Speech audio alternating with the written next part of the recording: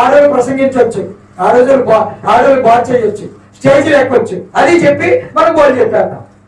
అంటే ఇప్పుడు ఏమవుతుంది అనమాట, ఈ సిద్ధాంతాల యొక్క ఈ భేదాల వల్ల మనకే పట్టలేదు.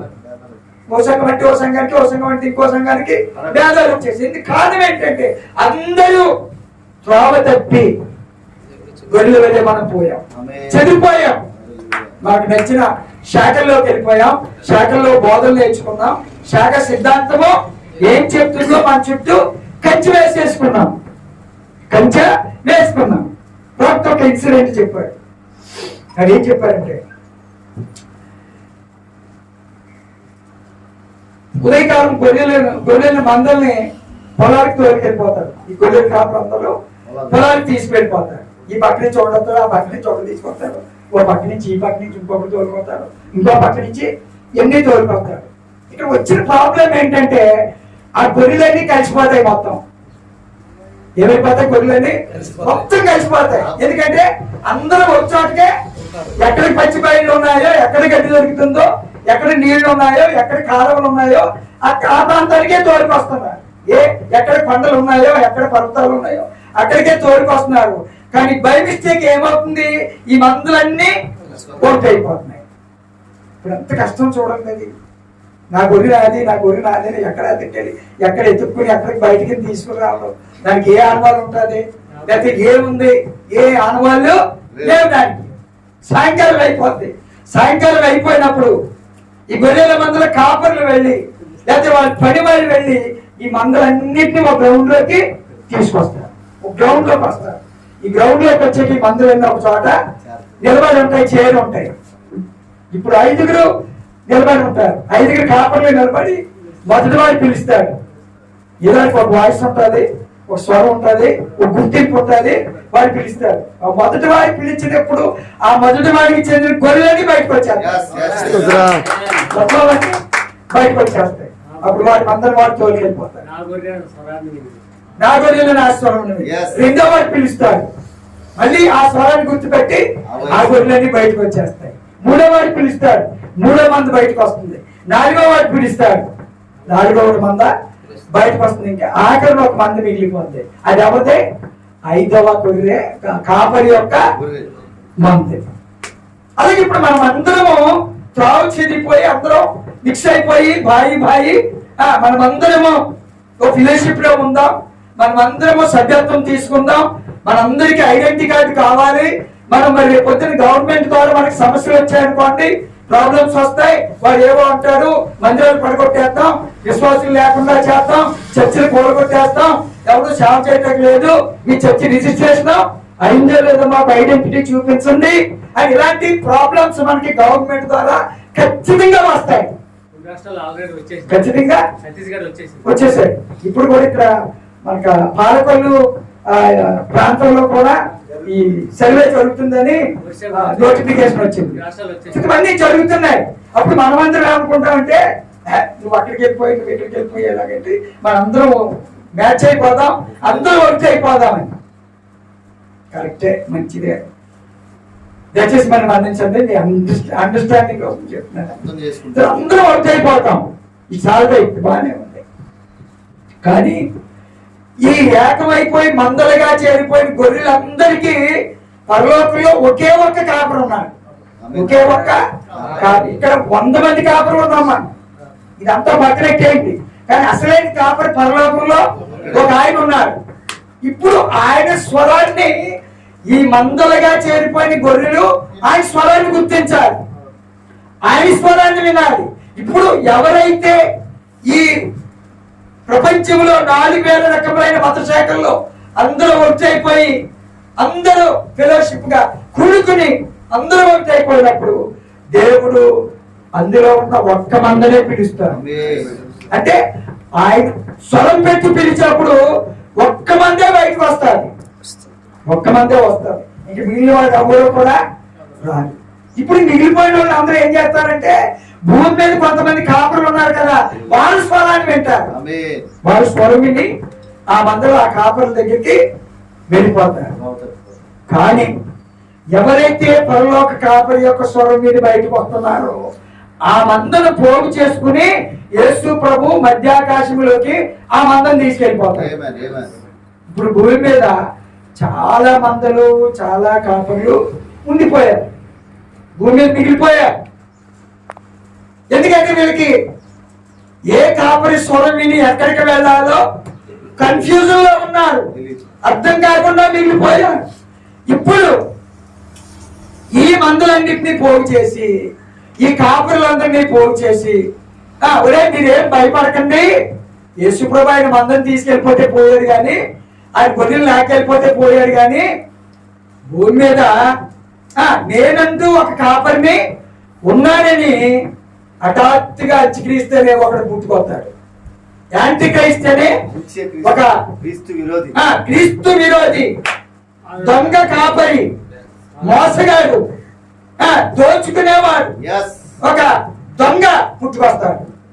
అప్పుడు భూమి మీద ఉన్న వాళ్ళందరూ అనుకుంటారు, అమ్మో మన కాపరి లేదనుకున్నాం, మనకు ఒక కాపరి ఇప్పుడు అవైలబుల్ గా ఉన్నాడు, దొరికాడు, ఇప్పుడు ఆయన వెంబడిందాం అని చేత ఆ పరిస్థితి మనం తెచ్చుకోకూడదని ఈ కోపం, ఈ వాక్యం. అందుకే దయచేసి ప్లీజ్ అండర్స్టాండ్, మంచి మనసుతో మీరు మాటలు అర్థం చేసుకోండి. తెలియకపోతే కూర్చుందాం, ఇవన్నీ మాట్లాడుకుందాం. ఎందుకంటే అన్ని వాక్యంలోనే రాయబడ్డాయి, వాక్యాన్ని దాటి ఎక్కడికి వెళ్ళకూడదు. మీకు సరైన జవాబును వాక్యంలో ఇవ్వాలి. దేవుని స్తోత్రం కలుగుతారు.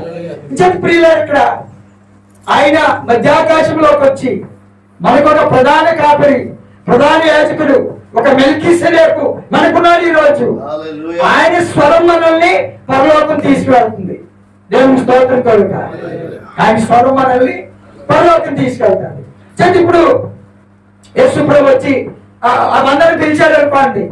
సపోజ్ ఏమైందంటే, నేను ఉండిపోయి, నేను ఆ స్వరాన్ని మీరు వెళ్లకుండా ఇక్కడ ఉండిపోయి, నేను ఎవరికైతే బోధించానో ఆ బోధ విన్న మా మందంతా వెళ్ళిపోయింది అనుకోండి, ఆ మందంతా వెళ్ళిపోతారు. కానీ కాపరి పరిస్థితి ఏమవుతుంది? అప్పుడు ఆ కాపరి వెళ్ళలేదు అనుకోండి, అది ఆ కాపరి దాన్ని పోగొట్టుకున్నాడు, ఆ స్వాస్థ్యాన్ని పోగొట్టుకున్నాడు. ఎందుకంటే నేను కొన్ని చోట్ల చూశాను, కొంతమంది గురించి నాకు తెలుసు, వాళ్ళ మందులు కరెక్ట్ గా ఉంటున్నాయి, కరెక్ట్ గా వాక్యాన్ని వెంబడిస్తున్నారు, సత్యాన్ని బట్టి జీవిస్తున్నారు, సర్వసత్యములో ఉన్నారు, వర్తమానంలో ఉన్నారు, వాక్యాన్ని వెంబడిస్తున్నారు. కానీ వారి కాపర్లు మాత్రం కరెక్ట్ గా లేరు, కాపర్లు కరెక్ట్ గా లేరు. చేత స్టార్టింగ్ లో మనం చెప్పుకున్నట్లుగా ఎవరు కరెక్ట్ గా ఉండాలి? ముందు ఇప్పుడు కాపరి కరెక్ట్ గా ఉండాలి. అప్పుడు ఆ కాపరి స్వరము గొర్రెలు ఆ గొర్రెలు వింటాయి. ఆ గొర్రెలు ఆ కాపరి కలిసి ప్రధాన కాపరి యొక్క స్వరాన్ని ఒక రోజు మనందరం వినబోతున్నాం.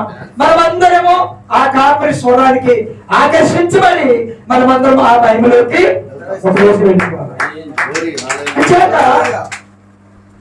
ఇప్పుడు నిజంగా పరలోక సంబంధమైన కాపరి వచ్చి ఆ స్వరాన్ని మనకి వినిపించినప్పుడు మనమందరం వెళ్ళాలంటే ఆయన పెట్టే మేటే వెయ్యాలి. మనం ఆయన ఏ మేట పెడుతున్నాడో, ఏ వాక్యం ఇచ్చాడో, ఏ భోజనం పెడుతున్నాడో, ఏ క్రమాన్ని మనకి నేర్పించాడో ఆ క్రమంలోనే మనం నడవాలి, ఆ క్రమంలోనే మనం జీవించాలి, దాన్నే వెంబడించాలి.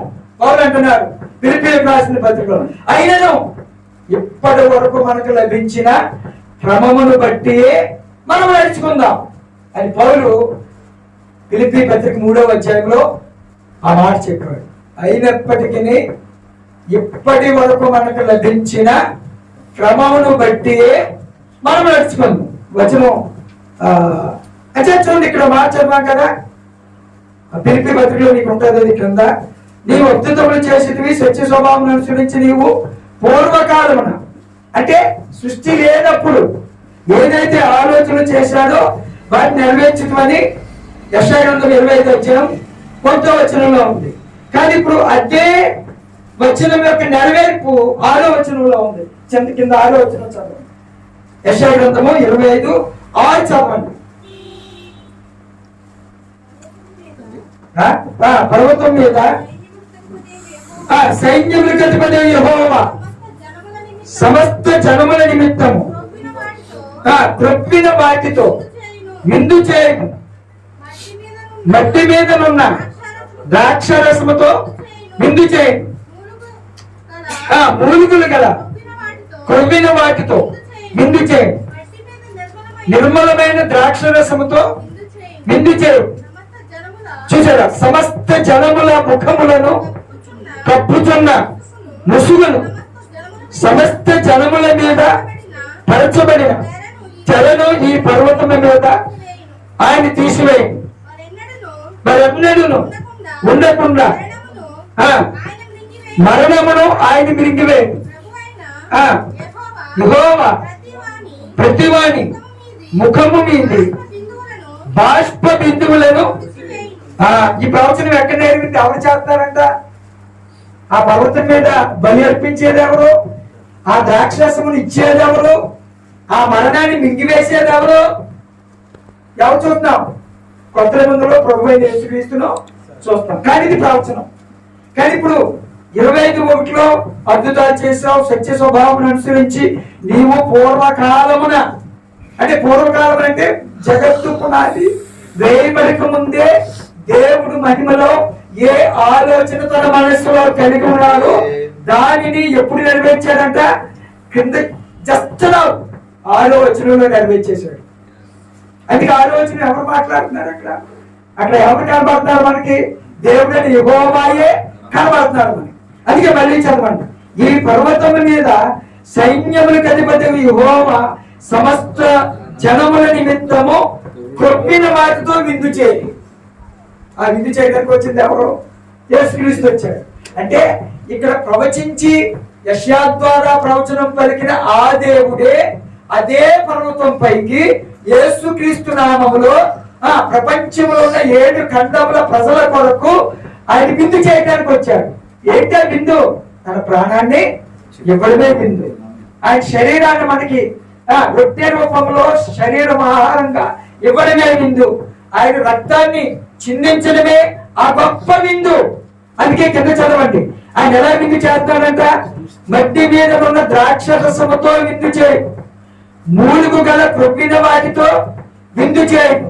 మట్టి మీద నిర్మలమైన ద్రాక్ష రసముతో విందు చేయి. 7వ వచనం చూడండి. సమస్త జనముల ముఖములను కప్పుచున్న ముసుగు. అందరూ ఎక్కడ ఉండిపోయారు? ముసుగులో ఉండిపోయారు. ఆ ముసుగు ఏం చేయబడాలి? ఇప్పుడు తీసివేయబడాలి. ఎవరో ముసుగులో ఉన్నవారు? అన్యజనులు.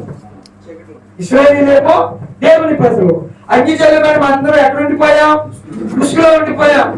ఆయన నమ్మాలా వద్దా? ఆయన దేవుడా కాదా? ఆయన రక్షించేవాడా కాదా? ఆయన నమ్మితే మనకి ఏం దొరుకుతుంది, ఏం లభిస్తుంది అనే ముసుగులో మనం అందరూ ఉండిపోయాం. చదవండి. ముసుగును సమస్త జనముల మీద పరచబడిన తెరను ఈ పర్వతము మీద గొల్గొతా కొండ మీద ఆయన తీసివేయి. 8వ వచనం. మరి అన్నడును ఉండకుండా మరణమును. ఇప్పుడు మరణాన్ని మింగేసింది ఎవరు? యెహోవా మింగేశాడా? యేసుక్రీస్తు మింగాడా? యేసుక్రీస్తు మింగాడు, యెహోవా కాదు. కానీ ప్రవచనం ఎప్పుడుది? పాత నిబంధనలో యెహోవా మాట్లాడుతున్న ప్రవచనం. మీరందరూ పాస్టర్లే కదా, మీకు అర్థమవుతుందని చెప్తున్నా. పాత నిబంధనలో ఈ విందు చేస్తాను, ఈ ముసుగు తీసివేస్తాను, ఆ ద్రాక్షరస యొక్క మధురమైన ద్రాక్షరసాన్ని మీకు ఇస్తానని చెబుతున్న వాడే ఆ మరణాన్ని మింగివేసిన వాడు కూడా. మరణ శాసనం రాసిన వాడే.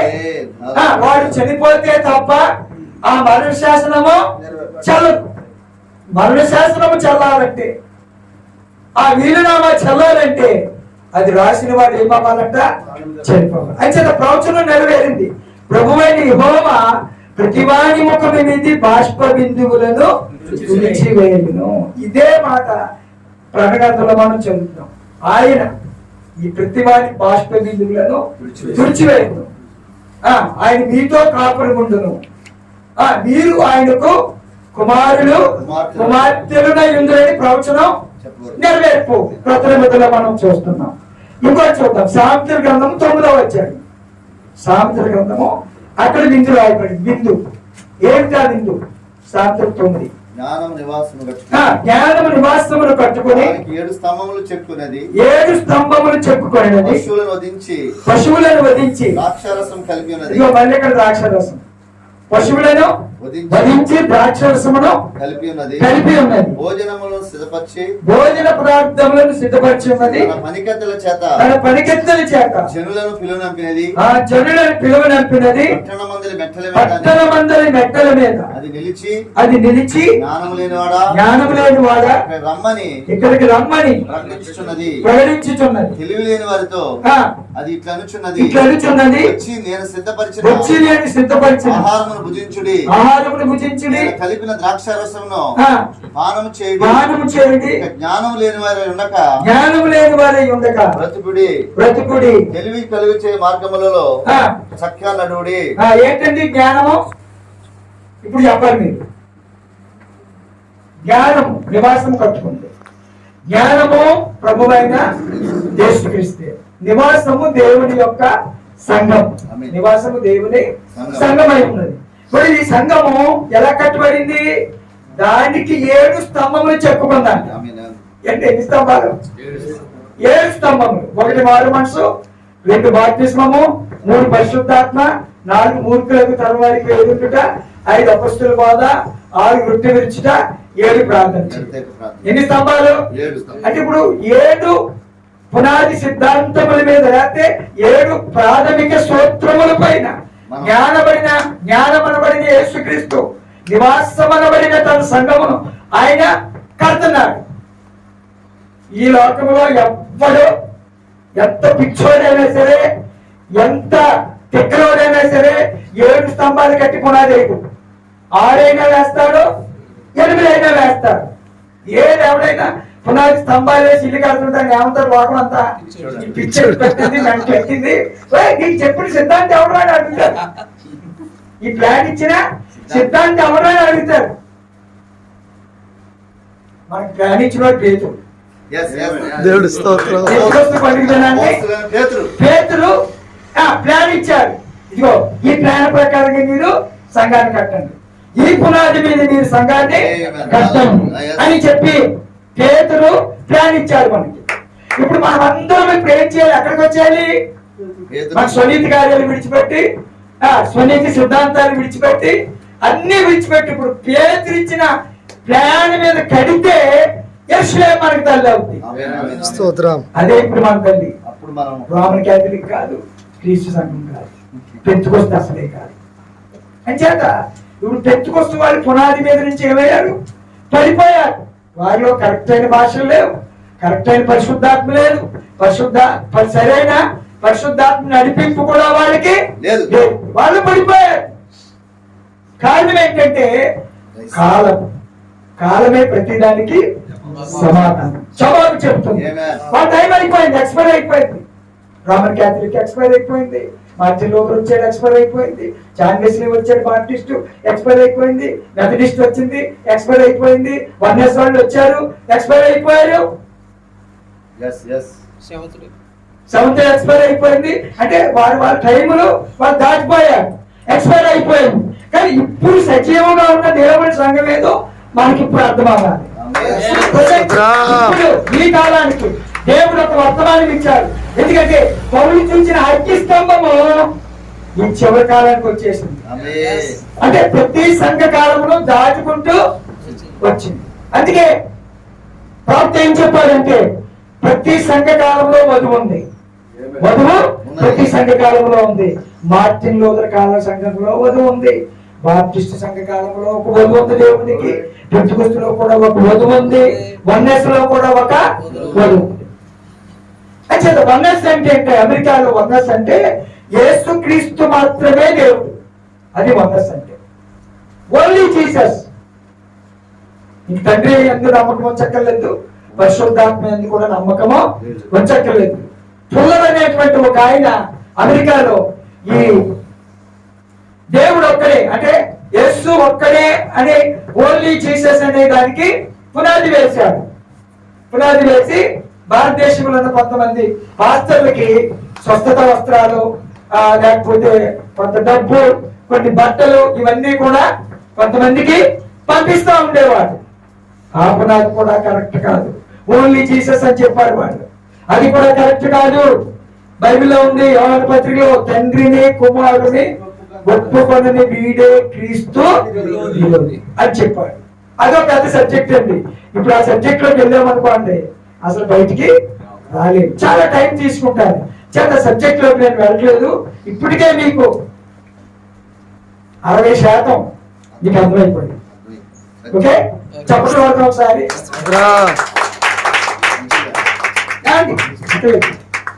చేత చాలా వరకు నీకు అర్థమైంది. ఇక్కడ జ్ఞానము నివాసమును కట్టుకొని దానికి 7 స్తంభములు చెప్పుకోండి. ఎవ్వరు 7 స్తంభాల మీద ఇల్లు కట్టనే పైగా 7ని వాళ్ళు 6 ఒకటి అంటారు తప్ప 7 అనే శబ్దాన్ని వాళ్ళకి ఎంత అపవిత్రమో మనకంత పరిశుద్ధం. బైబిల్లో ప్రాణగతంలో 7 అనే మాట 56 సార్లు రాయబడి, ప్రాణగతంలో 7 అనే సంఖ్య 56 టైమ్స్ రిటర్న్. 7 సంఘములు, 7 ముద్రలు, 7 పాత్రలు, 7 తెగుళ్ళు, 7 బోరలు, 7 దీపస్తంభములు, 7 ఇవన్నీ 7 నక్షత్రములు రాయబడ్డాయా? మరి 7 నక్షత్రాలు ఏంటి? 7 నక్షత్రాలు బైబిల్లో ఉన్నాయి. పౌలు, Irenaeus, Martin Columba, Martin Luther, John Wesley, William Branham. 7 నక్షత్రాలు బైబిల్ కొత్త నిబంధనలో ఉన్నాయి. పిల్లల సంఘానికి ఇప్పుడు మేత అంతా ఎక్కడ ఉందంటే ప్రణేతంలోనే ఉంది. ఎందుకంటే ఆది కాండము ఉత్పత్తి, మనుషుని యొక్క పుట్టుక, మనుషుల ఉత్పత్తి. కానీ ప్రకటన గ్రంథము మనుషుని తీర్పు, మనుషుని యొక్క శిక్ష, మనుషుని యొక్క నిత్యత్వం. మనిషి ప్రకటన గ్రంథం తర్వాతే నిత్యత్వంలోనికి వెళ్తాడు. ఆది కాండానికి ముందు ఎక్కడున్నాం మనందరం? ఎక్కడున్నాం? కాదు, ఆది కాండానికి ముందు మనిషి ఎక్కడ ఉన్నాడంటే నిత్యత్వంలో ఉన్నాడు. ఎటర్నిటీ. ఆ నిత్యత్వంలో నుండే ఆదాము వచ్చాడు. ఆదాముకి చావు లేదు, ఆదాముకి చావు లేదు, అమ్మకి చావు లేదు. ఎందుకంటే వారు నిత్యత్వం నుండి వచ్చారు. కానీ మరణం ఎప్పుడు వచ్చింది? ఆ మంచి చెడ్డలు తెలుగునిచ్చే పండు తిన్నప్పుడు మరణం వచ్చింది. మరణం అంటే అర్థం ఏంటంటే, మనం అంటాం మరణం అంటే చావు అని. చావు కాదు. మరణం అనగా దేవుని నుండి నిత్య ఎడబాటు. రాసుకోండి, మరణం అంటే దేవుని నుండి నిత్య ఎడబాటు. ఆదాము దూరం అయిపోయారా? దూరం అయిపోయారు. అప్పుడు అన్నాడు, ఈ పండు, ఈ ఫలము తిను దినముగా నిశ్చయముగా చచ్చరు. అంటే అర్థం ఏంటి? Adam and Eve last the eternity. ఏం పోగొట్టుకున్నారు వాళ్ళు? నిత్యత్వాన్ని పోగొట్టుకున్నారు. ఎటర్నిటీ పోయింది, మహిమ వస్త్రం పోయింది, నీతి వస్త్రం పోయింది, అన్ని పోగొట్టుకున్నారు. చావంటే అర్థం ఏంటి? దిగంబరులు అయిపోయారు. వస్త్రము కోల్పోయారు, దిగంబరులు అయిపోయారు, పాపాన్ని తెచ్చుకున్నారు, మరణానికి దగ్గరైపోయారు. అందుకే 930 సంవత్సరాల బతికి ఆదాము చచ్చిపోయాడు. అది ఆదాము యొక్క గ్రేట్నెస్. ఏది గ్రేట్నెస్? 930 సంవత్సరాలు బతకటమే గ్రేట్. ఇప్పుడు చావు తెచ్చుకున్నాను లేక అది నాకు తర్వాత విషయం అది. కానీ ఎన్ని సంవత్సరాలు బతికాడు? మన రాశి ఎంత? మనకి మనం ఎందుకు సేపు పోగొట్టుకున్నా? 930 సంవత్సరాలు మనం పోగొట్టుకుని ఇందులో విడుగుతున్నాం. ఇందులో 40, 50, 60, 70. డాక్టర్ ఉంటాడు 40 సంవత్సరాలకే అవుట్ ఆఫ్ సర్వీస్ అంటాడు. అమ్మా నేను ఎంతకాలం బతికేదామా తెలీదు అంటాడు. అంటే మనం ఆదామేమో 930 బతికితే మనం 930 పోగొట్టుకుని మనం వీళ్ళు బట్టి అసలు వీళ్ళు ఎవరు మనం. ఎందుకు? 930 సంవత్సరాలు మనం పోగొట్టేసుకున్నాం. ఎంత రాశాం అది? రాసిన మనకి ఎన్ని ఉన్నాయి? 70, 80, 60, 60 కూడా లేదు. ఇప్పుడు 45, 40 వచ్చేసింది. యావరేజ్ వచ్చేది 45 దాటిందంటే గ్రేట్. కానీ ముసలోళ్ళు బాగుంటున్నారండి, కుర్రోళ్ళు చచ్చిపోతారు అందరూ. 40, 45, 40 చచ్చిపోతున్నారు అందరూ. అందరికీ సర్టిఫికెట్లే అండి. కాబట్టి ఎంత చూడండి ఏ పరిస్థితిలోకి వచ్చేసాం. 930 సంవత్సరాలు పోగొట్టుకుని మెతుషాల ఎంత 969. అబ్బా ఆయన ఇంకా గ్రేట్. 969 అన్నమాట. గిన్నిస్ బుక్ లోకి ఎక్కేశాడు అండ్ రికార్డు బదులు పెట్టేశాడు. దేవుని స్తోత్రం జరుగుతాడు. ఇప్పుడు మనం బదులు పట్టాలి. ఏ రికార్డు? ఆదామములు పోగొట్టుకున్నారే ఆ వస్త్రం సంపాదించుకుని యేసుక్రీస్తు రెండవ ఆదాముగా వచ్చి మనకి నిత్యత్వాన్ని ఇచ్చాడు. మనకి నిత్యత్వాన్ని అంచేత ఇక్కడ 40 బతుకుతున్నావా, 50, 60, 70 నోకొచ్చాను. నువ్వు ఎన్ని సంవత్సరాలు అంటే బ్రతుకు నిత్యత్వానికి వెళ్ళే మార్గాన్ని నీవు పొందుకోవాలి. ఇక్కడ ఏం చెప్పాడు? జ్ఞానం నివాసమును కట్టుకుని 7 స్తంభములు చెక్కుకొని పశువులను వధించి ద్రాక్షరసమును కలిపింది. ఆ పశువు ఎవరు? ప్రభు అయిన యేసుక్రీస్తే బలి పశువుగా చనిపోయి మనకు రక్తాన్ని ఇచ్చాడు. భోజన పదార్థములు రొట్టెలు మనకు సిద్ధపరిచాడు. పనికత్తుల చేత జనులను పిలువనంపింది. ఎవరో పనికత్తులు? 12 మంది అపోస్తలులు. మాకు చెబుతున్నప్పుడు మీకు అర్థమైపోవాలి. జ్ఞానం అంటే ఎవరు? నివాసం అంటే ఏంటి? జనులను పిలువనంపడం అంటే ఏంటి? పరిగెత్తులు అంటే ఏంటి? పరిగెత్తులు అంటే 12 మంది శిష్యులు. పట్టణమందరి మెట్టల మీద నిలిచి జ్ఞానము లేని వాడు ఇక్కడికి రమ్మని ప్రకటించుతున్నది. తెలివి లేని వారితో ఇట్లా వచ్చున్నది. నేను వచ్చి సిద్ధపరిచిన ఆహారమును భుజించింది, నేను కలిపిన ద్రాక్షరసమును పాటించింది. ఏంటండి ఇవన్నీ ప్రవచనాలు? పాత నిబంధనలో దేనికి పునాది? అపోస్తులకి. కొత్త నిబంధనలో 2వ అపోస్తుల కాలం 2వ అధ్యాయంలో ప్రకటించబడిపోతే వాక్యానికి పునాది ఇవన్నీ. ఇంకో ప్రూఫ్ చూపించిన యెషయా గ్రంథం 8వ అధ్యాయం. యెషయా గ్రంథము 8వ అధ్యాయం. అక్కడ రుజువు ప్రూఫ్ ఉంది. ఏంటంటే ఎందుకు మనం అపొస్తలుల బోధను వెంబడించాలి, ఎందుకు అపొస్తలుల బోధను మనం నమ్మాలి. యెషయా గ్రంథం 8వ అధ్యాయం. మీకు చెప్పాను కదా, ప్రతి దానికి వాక్యము రుజువు ఉంటుంది. రుజువు లేకుండా ఏది చెప్పాలి. 8:16 ఈ ప్రమాణ వాక్యము సత్యము ఈ బోధన ముద్రించి నా శిష్యులకు అప్పగించు. చాలండి. ఇక్కడ అంటే ఇక్కడ కొత్త నిబంధనలో పేతురు ప్రసంగించబోయే అపొస్తలుల బోధ యెషయా 8:16 రిజిస్ట్రేషన్ చేయబడింది. యెషయా గ్రంథంలో ఏమైంది? అది రిజిస్ట్రేషన్ చేయబడింది. ఎవరు చెప్పారు ఇది? దేవుడైన యెహోవా యెషయాతో చెప్పాడు. ఇదిగో బోధన ముద్రించి నా శిష్యులకు అప్పగించు. నా శిష్యులు అంటే ఎవరు? ఇప్పుడు ఆ మాట్లాడేది ఎవరు? ఆయనే, యెహోవా అంటున్నారు. ఆ బోధన ముద్రించి నా శిష్యులకు అప్పగించు అంటే ఇప్పుడు యెహోవా దేవుడు ఎవరుగా రావాలి? ఇప్పుడు శిష్యులకు గురువుగా రావాలి. ఇప్పుడు ఆయన భూమి మీదకి ఆ వచ్చిన గురువు ఎవరు? మీరు ప్రభువనియు గురువనియు నన్ను పిలుచుతున్నారు. ఇది న్యాయమే. నేను మీకు ప్రభువుని కాబట్టి పిలవండి, గురువుని కాబట్టి నన్ను గురువు అని పిలవండి, తండ్రిని కాబట్టి మీరు నన్ను తండ్రిని పిలవండి. కానీ భూమి మీద తండ్రులు అనబడిన వారు ఎవరూ లేరు, గురువులు అనబడిన వారు ఎవరూ లేరు, ప్రభువులు అనబడిన వారు ఎవరూ లేరు. ప్రభు ఎవరైనా ఉంటే ఆయనే. యెహోవాయే ప్రభు అయి ఉన్నారు, ఆయనే తండ్రి అయి ఉన్నారు, ఆయనే గురువు అయి ఉన్నారు. ఇక భూమి మీద ఎవరికి మీరు పేరు పెట్టదు. అంటే Roman catholics father bishop, father archbishop, pope అని పిలుస్తున్నారు. అసలు అది కరెక్టే? పోపా పాప? ఆయన పోపా లేకపోతే పాప? అచ్చేత ఇలాగ ఎవరికి నచ్చినట్టుగా ఎవరి ఇష్టం వచ్చినట్టు వాళ్ళు చేస్తున్నారు. కాబట్టి రేపు రానున్న భవిష్యత్ కాలంలో పోపే అంత్యక్రీస్తు ముద్ర పెట్టుకుని వస్తాడు. ఆ కుర్చీ మీద ఏముంది తెలుసా? వికారియస్ ఫిలైడే ఉంది. వికారియస్ ఫిలైడే అనేటువంటి ఒక గ్రీకు మాట రాయబడింది.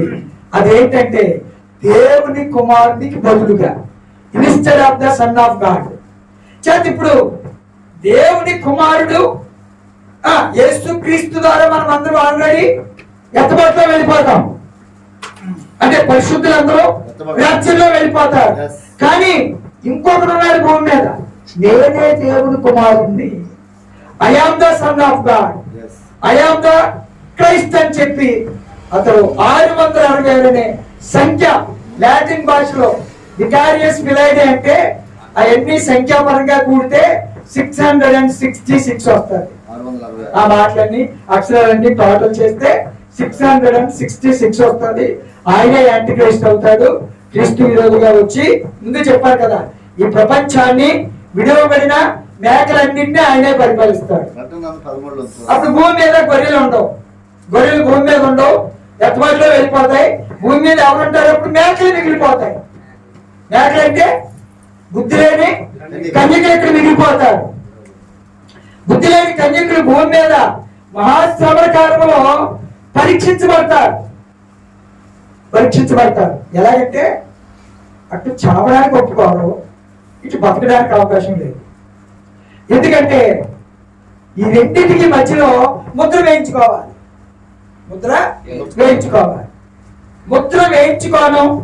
నాకు దేవుడి గురించి బాగా తెలుసు, నేను పెంచుకొస్తున్నా నుండి వచ్చాను, భాషలు అనర్గళంగా నేను మాట్లాడాను, భాషలకు అర్థాన్ని కూడా చెప్పాను, అచేత నేను దేవుణ్ణి విడిచిపెట్టుకోలేనని చెప్పి ఎవరైనా శ్రమల కాలంలో సమర్పణ చేసుకుంటే వారు శ్రమల గుండా ప్రయాణం చేసి ఒకవేళ అప్పటికీ బతుకుంటే 1000 పరిపాలనలో అడుగు పెడతారు. 1000 పరిపాలనలో వారు సజీవులుగా అడుగు పెడతారు. అప్పుడు శ్రమలన్నీ పోతాయి. కొంతమంది ఈ మహాశ్రమల కాలంలో బుద్ధి లేని కన్యకలు చనిపోతారు. అందుకే ప్రణగ్రంథంలో ఉంది, ఇప్పటి నుండి ప్రభువునందుండి మృతులైన వారు ధన్యులు. ఇది మన బతుకున్న వారి కోసం రాసిన మాట కాదు. మహాశ్రమల కాలంలో విడిచిపెట్టబడిన కొందరు పరిశుద్ధులు, కొందరు విశ్వాసులు ఉండిపోతారు. ఎందుకు విడిచిపెట్టబడుతున్నారు? వాళ్ళ దగ్గర నూనె లేదు. నూనె కలిగిన వాళ్ళందరూ ఏమో వెళ్ళిపోయారు. అందుకే నూనెను ద్రాక్షారసమును పాడు చేయవద్దు. ఇవన్నీ పెద్ద సబ్జెక్టులు అండి, టైం సరిపోదు. నూనె అంటే పరిశుద్ధాత్మకు అభిషేకానికి సాదృశ్యంగా ఉంది. మరి ఇప్పుడు ద్రాక్షరసం ఏంటి? స్టిమ్యులేషన్ అంటే ఉత్తేజాన్ని కలిగించేస్తుంది. దేవుని స్తోత్రం కలుగా. ఇప్పుడు మందు కొట్టేశాడు అనుకోండి, ఆయన ఎవరో వచ్చేస్తాడు, భార్య మాట వింటాడా, పిల్లల మాట వింటాడా, తండ్రి మాట వింటాడా, తల్లి మాట వింటాడా? ఎవరి మాట విండు. ఎందుకంటే ఆ త్రాగిన మందు లోపల ఏం చేస్తుంది అని స్టిమ్యులేషన్, ఉత్తేజింపు చేస్తుంది. వారి నరాన్ని క్యాచ్ చేసి స్టిమ్యులేషన్ చేస్తుంది. వాడు అబద్ధాలను కూడా నిజంగా చెప్పేస్తాడు. అబద్ధాలను కూడా ఏం చేస్తాడు? బయటికి నిజంగా చెప్పేస్తాడు. ఏం జరిగినాయో చెప్పేస్తాడు. అది స్టిమ్యులేషన్. ఇప్పుడు ఆ స్టిమ్యులేషన్ పరిశుద్ధాత్మ ద్వారా మన హృదయాల్లోకి రావాలి, మన మనసులోకి, మన హృదయాల్లోకి రావాలి. ఏమన్నాడంటే, చిరిగిపోయిన తిత్తుల్లో కొత్త ద్రాక్షారసం పోస్తే చిరిగి ఎక్కువ అవుతుంది, తిత్తులు పగిలిపోతాయి అన్నాడు. కొత్త ద్రాక్షారసం అంటే వాక్య ప్రత్యక్షత ముసలోళ్ళ హృదయాల్లోకి ఎక్కదంట. ముసలోళ్ళ హృదయాల్లోకి ఎక్కదు. అంటే వీళ్ళు ఎవరంటే 50 దాటిపోయిన వాళ్ళు, 60 దాటిపోయిన వాళ్ళు ఉంటారు కదా, వాళ్ళ హృదయాల్లోకి ఈ వాక్యం యొక్క ప్రత్యక్షత ఎక్కదు. ఎక్కినవి పగిలిపోతాయి.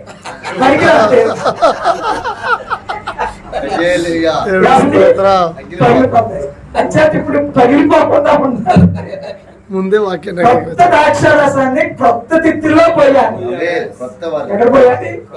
కొత్త తిత్తుల్లో పోస్తే ఆ పవర్ ని, ఆ స్టిమ్యులేషన్ ని ఆ కొత్త తిత్తులు ఏం చేస్తాయి? తచ్చుకుంటాయి.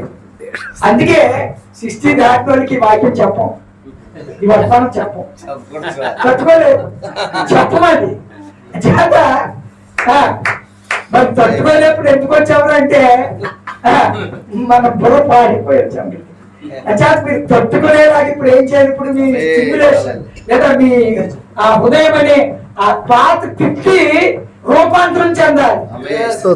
తిత్తి వల్ల ఏమవ్వాలి?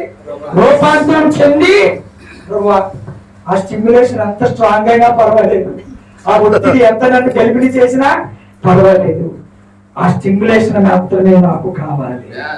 ఆ ప్రత్యక్షత, ఆ బయలుపాటి నన్ను నీ యొద్దకు ఒకరోజు చేరుస్తుంది. దేవుని స్తోత్రం కలుగుతాడు. జీవితంలో ప్రియుని ప్రియుడికి ప్రియురాడికి మధ్య ద్రాక్షరసం సబ్జెక్ట్ వచ్చింది. ఏ సబ్జెక్ట్ వచ్చింది? ద్రాక్షరసం సబ్జెక్ట్ వచ్చింది. నేను ఆ, మూడు మాటలు అందులో ఉన్నాయి.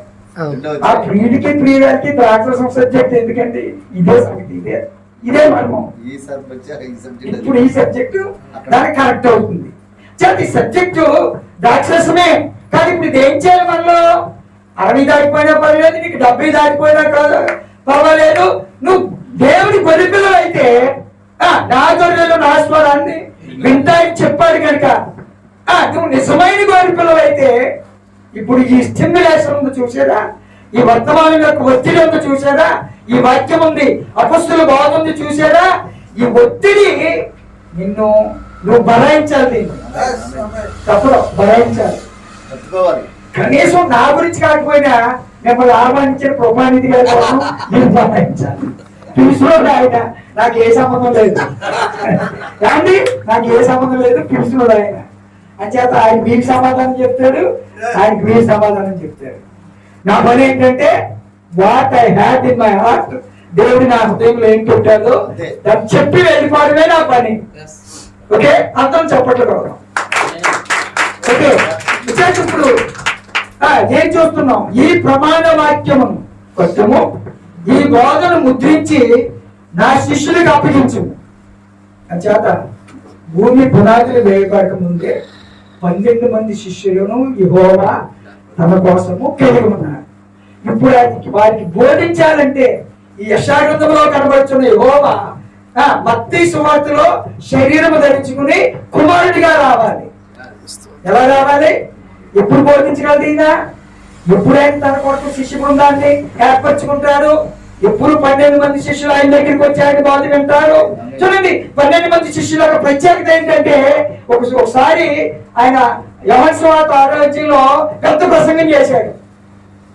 ఏముంది 6వ అధ్యాయంలో?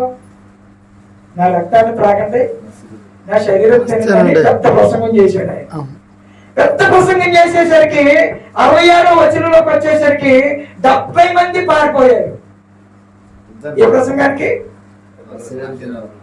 యోహాను సువార్త 6:66లోకి వచ్చేసరికి 70 మంది శిష్యులు వెళ్ళిపోయారు. కానీ యోహాను సువార్త 3:33లో 12 మంది శిష్యులు ఆయనకు ఉన్నారు ముద్రించబడి. అక్కడ 333 అంటే యోహాను సువార్త 3:33లోనేమో 12 మంది శిష్యులు ముద్రించబడ్డారు. కానీ 66వ వచనంలో 70 మంది వెళ్ళిపోయారు. అంటే ఆ 70 మంది ఎవరంటే దేవుని ఏర్పాటులో లేదు. వారి పేదలో ఒక్కటి కూడా గొర్రెపిల్ల జీవ గ్రంథంలో రాయబడలేదు.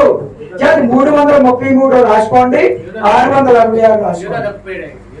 యోధా 12 మందిలో యోధా తగ్గిపోయాడు, 11 మంది మిగిలారు. ఆ స్థానాన్ని అందరికంటే కడపటి వాడిగా వచ్చిన అపొస్తలుడు పౌలు దాన్ని నిర్వహించాడు. కొత్త నిబంధనలో పౌలుకి ఒక ప్రత్యేకత ఉంది. ఎవరు చెప్తారు?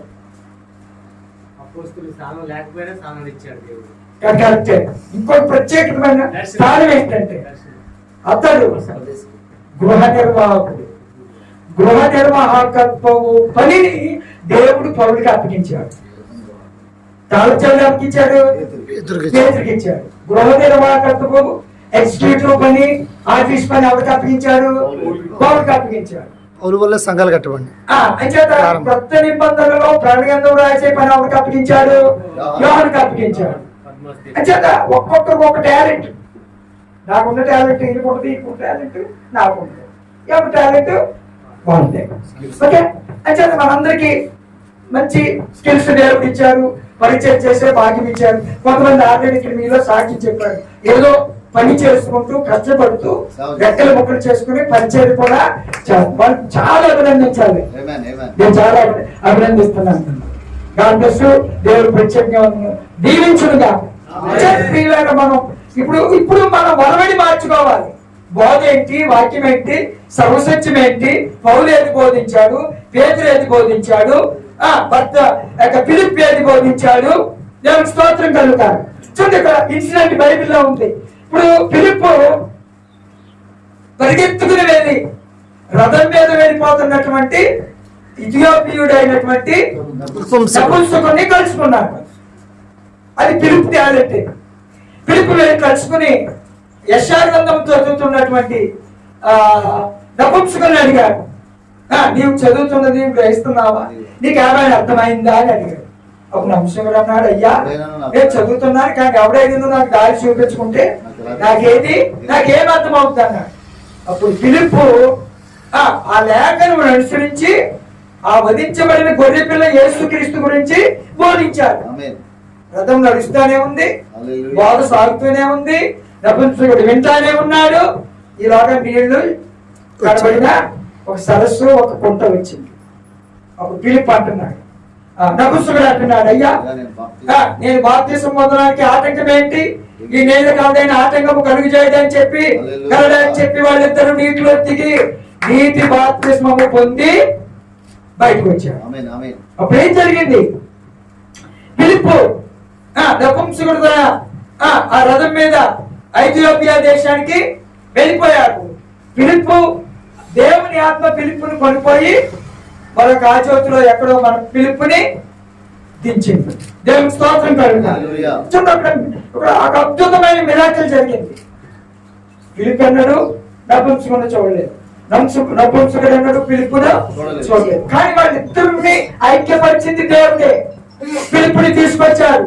అతను చదువుతున్న గ్రంథం యొక్క లేఖనం యొక్క ప్రవచనాన్ని, సారాంశాన్ని బోధించారు, వివరించారు. వాళ్ళు నపుంసకుడు విన్నారు. వెంటనే బాప్తిస్మం కావాలని అడిగారు. వాళ్ళు నీళ్ళలో దిగారు. చూడండి ఎంత మిరాకిల్ అంటే. ఇక్కడ నపుంసకుడు అతను ఒక పరదేశి అయి ఉండి, విదేశీయుడు అయి ఉండి, ఒక అన్యుడై ఉండి ఎక్కడున్నాడు? దేవుని సంకల్పంలో ఉన్నాడు. దేవుని జీవ గ్రంథంలో నపుంసకుని పేరు రాయబడింది. ఇప్పుడు నపుంసకుడు ఆ బాప్తిస్మమును పొంది వెళ్ళిపోయాడు. అలాగే ఉదయకాల సమయం, ఈ మధ్యాహ్నకాల సమయంలో మనం కూడా ఏదో ఎక్కడి నుంచో ఎవరో వచ్చారు, మనందరినీ బ్రదర్ తీసుకొచ్చారు, మనందరినీ పిలిచాడు. ఇంకా టీనాసాపు నుంచి ఇంకో బ్రదర్ వచ్చారు, చంద్రపూర్ నుంచి ఇంకో బ్రదర్ వచ్చారు, ఎవరెవరో వచ్చారు. ఇది కాదు. ఇప్పుడు మనకి కావాల్సింది ఈ కాలానికి దేవుడు ఇచ్చిన బోధ ఏంటి, ఈ కాలం యొక్క మరణం ఏంటి, ఈ కాలపు వాక్యం ఏంటి అనేది కావాలి ఇప్పుడు మనకి. మన గత కాలంలో ఎన్నో బాధలు విన్నాం, ఎన్నో గొప్ప గొప్ప ప్రసంగాలు చేశాం. దేవుడు వాడుకున్నాడు, అభిషేకించాడు, నడిపించాడు. ఎన్నో ఎన్నో గొప్ప కార్యములు చేసి సంఘాలు మనం అందరం కట్టాం. మనం మంచిదే. ఇక్కడ సార్ 20వ వచనం కింద, యెషయా గ్రంథం 8:20 ఇంకో వచనం కింద ఉంది. ధర్మశాస్త్ర చదవండి 8:20. ధర్మశాస్త్రమును ప్రమాణ వాక్యమును విచారించుడి. ధర్మశాస్త్రమును ప్రమాణ వాక్యమును ఈ వాక్య విచారించుడి.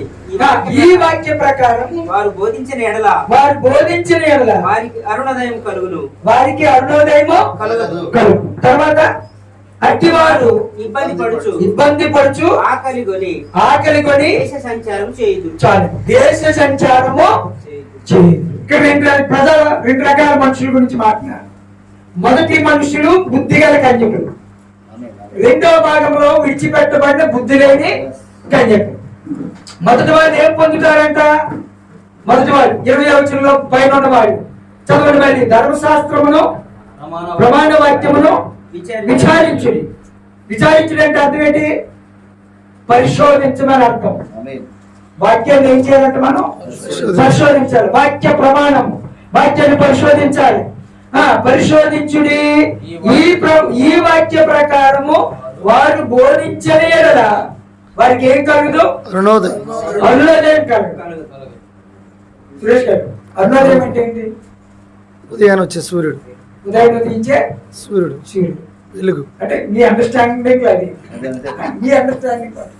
ఎనీబడి ఇంకెవరైనా ఇక్కడ మీ అండర్స్టాండింగ్ లో అరుణోదయం కలగదనే మాట. ఉదయాన వెలుగు, ఉదయం వెలుగు.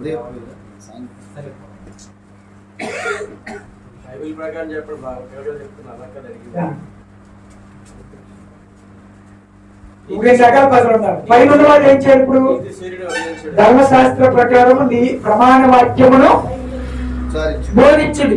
పైన ఉన్నాడు ప్రమాణ వాక్యమును కట్టుము, ఈ బోధన ముద్రించి నా శిష్యులకు అప్పగించు. ఇక్కడే ఉన్నాడు ధర్మశాస్త్ర ప్రమాణ వాక్యమును విచారించుడి. విచారించడంటే ఇది అవునా కాదా పరిశోధించాలి. పరిశీలించడం. ఎవరో రాజమండ్రి నుంచి పాస్టర్ గారు వచ్చాడు, కొన్ని విషయాలు చెప్పాడు, కొన్ని వాక్యాధారాలు సాంత గ్రంథమో యెషయా గ్రంథమో ఇంకా ఏవో చూపించారు.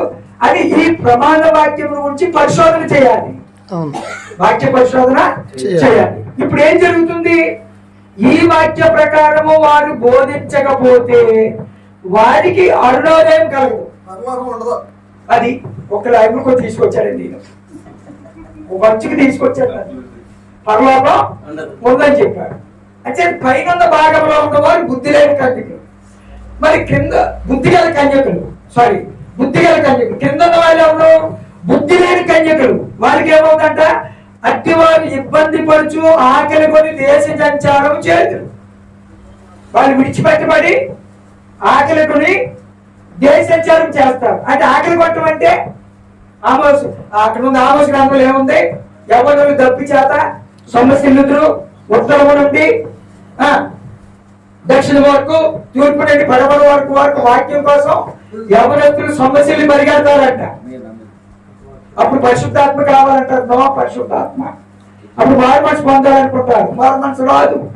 వారు రక్షణ పొందాలనుకుంటారు, రక్షణ దొరకదు. బాప్తిసం పొందాలనుకుంటారు, ఇచ్చే క్వాలిటీ కలిగిన పాస్టర్ అక్కడ ఆ రోజు వారికి ఉండదు, దొరకదు. ఎందుకంటే వారు ఆల్రెడీ అరుణోదయం కలిగింది. ఇప్పుడు అరుణోదయం అంటే ఏంటంటే ఎత్తబాటు.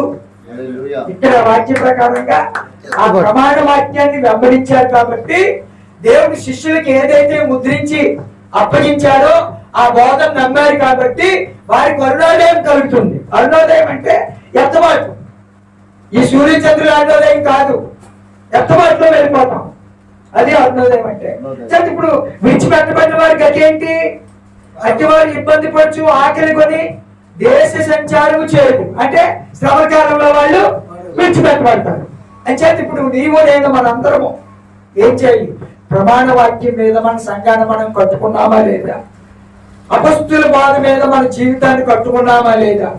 ఆ లేఖనంలో రాయబడిన ప్రకారంగా పరిశుద్ధాత్మను మనం పొందామా లేదా? ఆ లేఖనంలో రాయబడిన ప్రకారంగా ప్రభువైన యేసుక్రీస్తు నామములో మనం బాప్తిస్మము పొందామా లేదా? ఇవన్నీ పరీక్షించుకోవాలి, ఇప్పుడు పరిశోధించుకోవాలి. నువ్వు ఎప్పుడైతే పరిశోధించడం ప్రారంభిస్తావో అప్పుడు దేవుడు నీకు వాక్య ప్రత్యక్షత ఇస్తాడు. ఏమిస్తాడు? వాక్య ప్రత్యక్షత ఇస్తాడు. ఇప్పుడు ఇంకో మాట చదువుదాం. కొరింథీయులకు రాసిన పత్రిక 3వ అధ్యాయం 1వ వచనం. కొరింథీయులకు రాసిన పత్రిక 1వ కొరింథీయులది కొరింథీ 3వ అధ్యాయము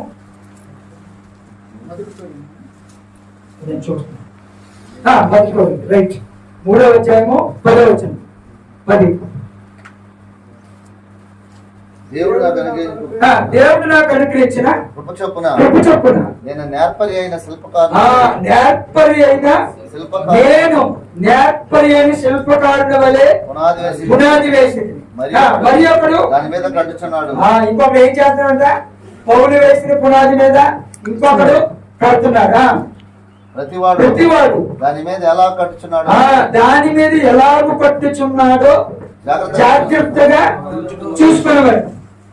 వేయబడినది తప్ప మరి ఒక పునాది ఎవడు వేయలేడు. ఈ పునాది యేసుక్రీస్తే. ఎవడైనాను ఈ పునాది మీద బంగారము వెండి, చూడండి, బంగారము వెండి వెలగల రాళ్ళు కర్ర గడ్డి కొయ్యకాలు మొదలైన వాటితో కట్టినట్ల వాని పని కనబడును. ఆ దినము దానిని తేటపరచును, అగ్ని చేత బయలుపరచబడును. మరియు వాని పని ఎట్టును అగ్నియే పరీక్షించు. చదవండి. పునాది మీద ఒకడు కట్టిన పని నిలిచిన వాడు జీతం పుచ్చుకొనును. వాడు జీతము పుచ్చుకొను.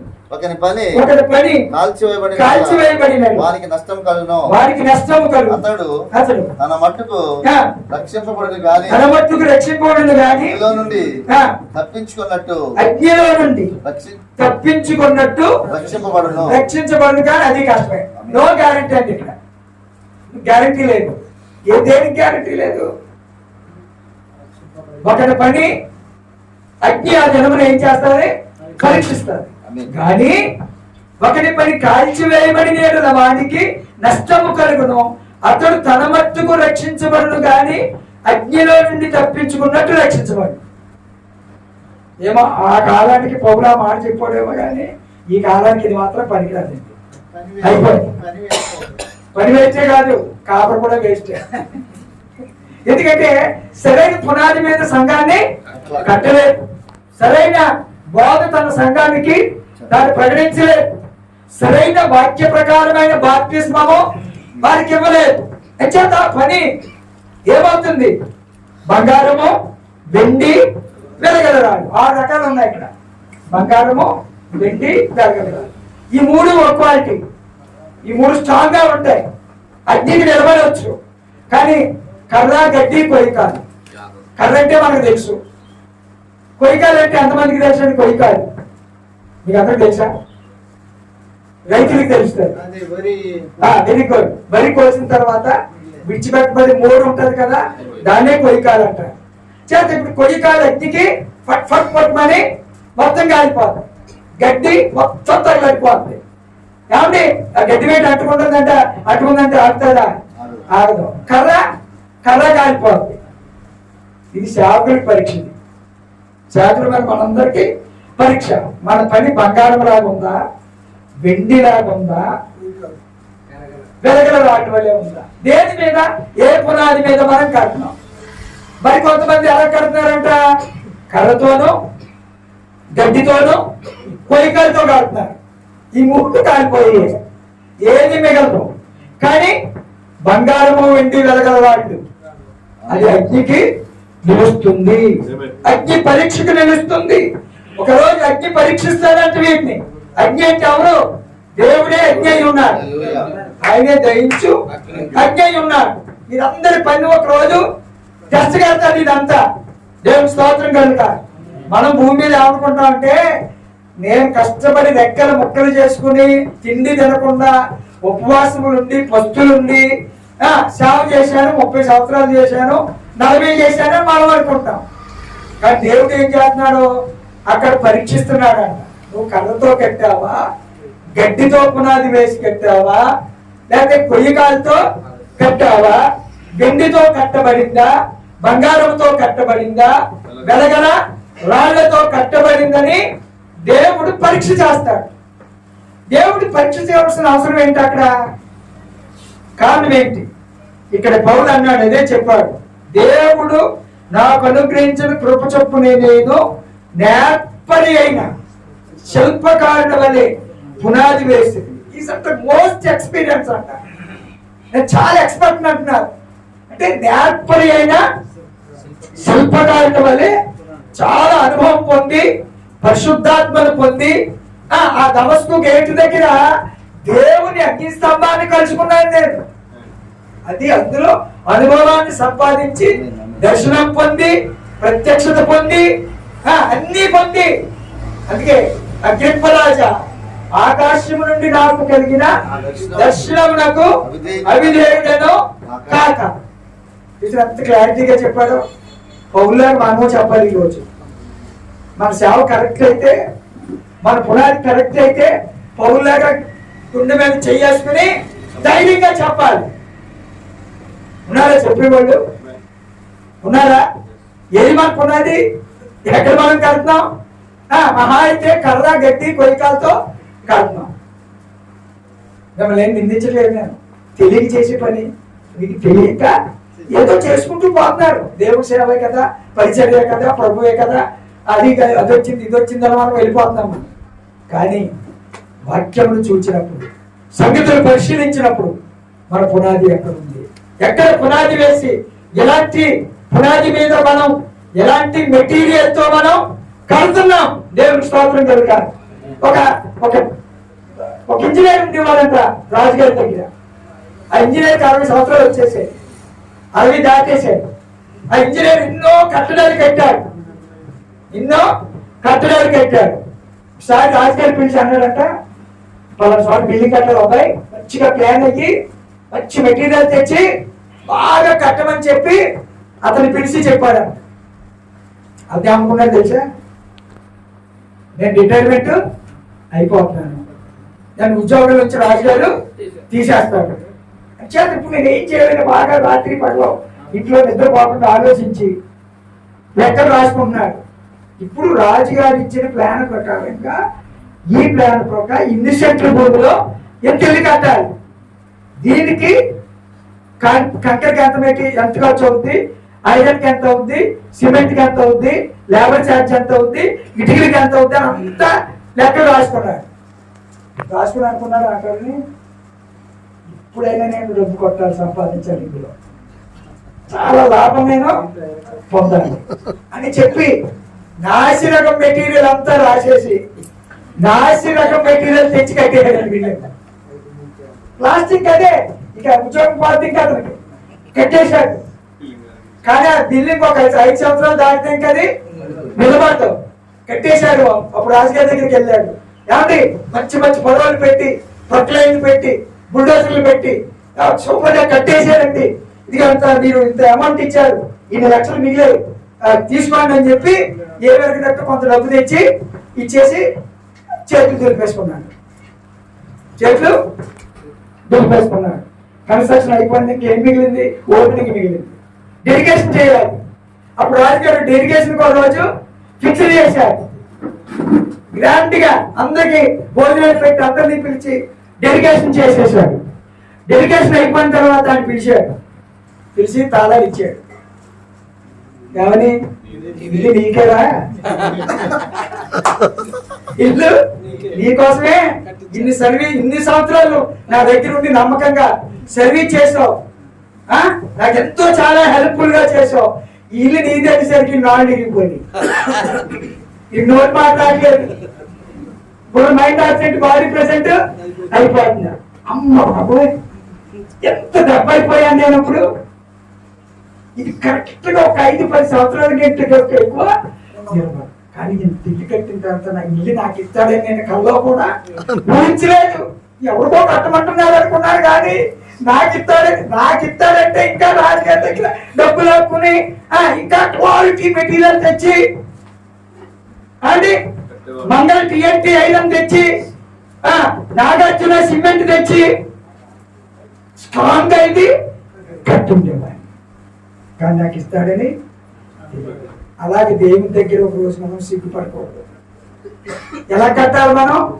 వెలగల రాళ్ళు, వెండి, బంగారం అనే పునాది మీద స్ట్రాంగ్ గా మనం పునాది వేసి ఇది దేవుని కోసం కట్టాలి.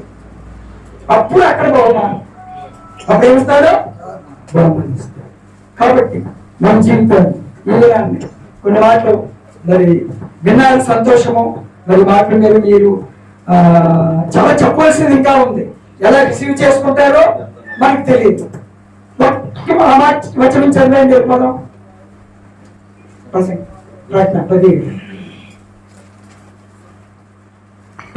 వచ్చేది వెళ్ళిపోదాం. 7వ దూత పలికి జన్మలలో అతడు ఘోర బోధపోతుండగా దేవుడు తన దాసులకు తెలిపిన సువార్త ప్రకారం దేవుని మర్మము సమాప్తమగునని చెప్పాడు. ఈ 7వ దూత చివరి కాలపు వర్తమానికుడు. ఎందుకు ఈ చివరి కాలపు వర్తమానికుడు అంటే, యేసుక్రీస్తు చేతిలో కుడి చేతిలో 7 నక్షత్రాలు ఉన్నాయి.